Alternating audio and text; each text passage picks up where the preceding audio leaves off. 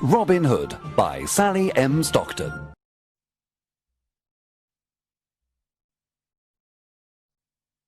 Chapter 8.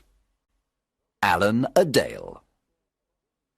Robin and Marian were walking through the forest when they saw a young man sitting near a river.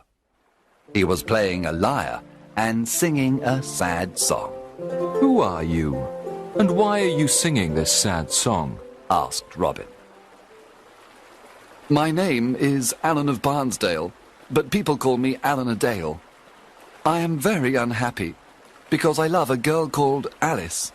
She loves me too, but her father wants her to marry a rich old baron. The marriage is tomorrow at Papelwick Church." The young man was so unhappy that he started to cry. Robin and Marian looked at each other. Marian remembered her similar situation some time ago. Then Robin said, "I want to help you, Alan a Dale. I have a plan.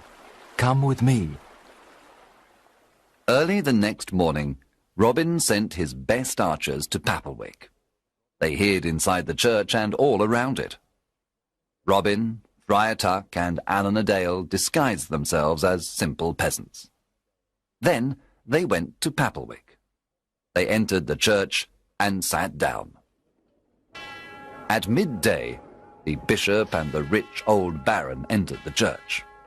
Then Alice arrived with her father. She wore a white dress, and she had flowers in her hair. She was beautiful, but very sad and pale. When the bishop began the marriage ceremony, Robin stood up and said, "My lord, an ugly old man cannot marry this beautiful young woman. Winter cannot marry spring." "What?" cried the bishop. "Sit down and be silent." "There is no love between that old man and this young woman. You must not marry them." The bishop was furious. He cried, "Guards, arrest this peasant immediately." At that moment, Robin's men stood up and pointed their bows and arrows at the guards. The guards did not move. The bishop ran out of the church. Alan a Dale ran to Alice and embraced her. "My sweet Alice, I want to marry you." Alice was very happy and said, "You are the only man I want to marry." Friar Tuck married the happy couple at Papelwick Church. Then everyone returned to Sherwood Forest to enjoy the wedding banquet. Alan a Dale and Alice lived in Sherwood Forest with Robin, Marian, and the outlaw.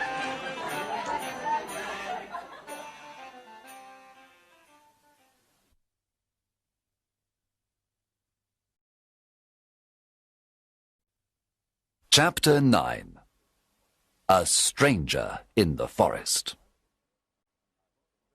One evening, Robin was hunting in the forest.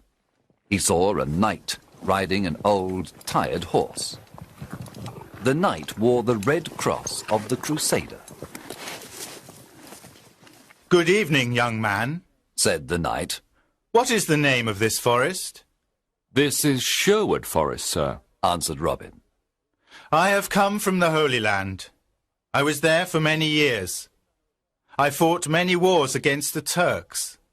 Now I am very tired and hungry," said the knight. Robin said, "Brave knight, come and eat with me and my men. You can stay with us tonight." "Thank you for your offer. I am happy to accept it." The two men rode through the forest together. Robin told the stranger about greedy King John and his wicked sheriff. He told him how the poor people suffered. He explained why he became an outlaw. The stranger listened carefully. There was a good meal of roast pork that evening. The stranger liked the merry company of Robin, Marian, and the outlaws. He talked about his adventures in the Holy Land.